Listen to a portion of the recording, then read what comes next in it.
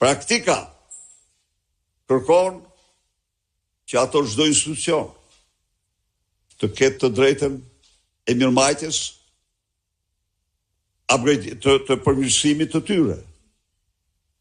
Por duhet që para të vinin që ajo të bëjë një sukses i madh, siç e thoshte Edi Rama, dhe parat të përfundonin në suvel. Pra, situata është dramatike. Partia Demokratike ka një program, ka një përgjigje për të gjitha këto probleme. Programi i saj është programi më i shkëlqyer, i studiuar nga institucione më serioze në Europë dhe në botë. Por ky program kërkon angazhimin e shqiptarëve për të larguar këtë të keqe të madhe, për të larguar Edi Ramën. Ndaj dhe ne, pas përfundimit të proceseve në parti, vazhdojmë serin e kryegëritjeve tona paqësore, gjerë largimin e narkoshtetit Edi Ramës nga qeveria. Faleminderit.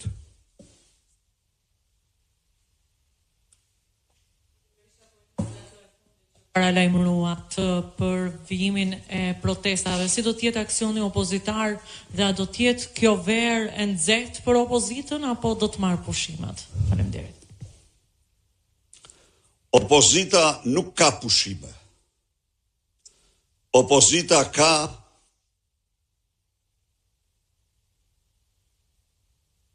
kryengritje paqësore, betejë të pandërprerë me mafjen më të rrezikshme të Europës dhe njërin prej më të rrezikshme në botë.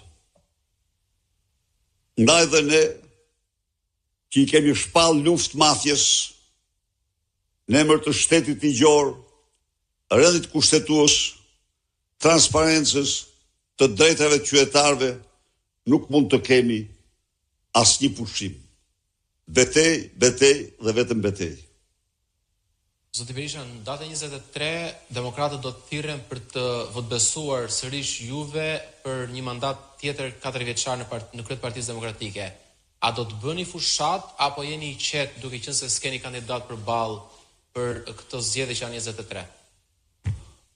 Unë të bëj fushat? Fushat, po.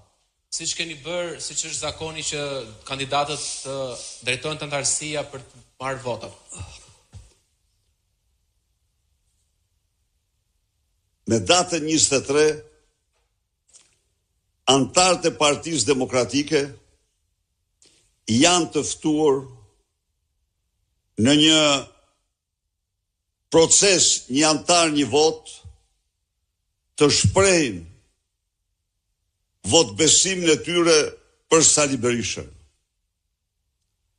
Dhe me këtë mbyllet në votimin më transparent procesi i zgjedhjes së kryetarit të Partisë Demokratike.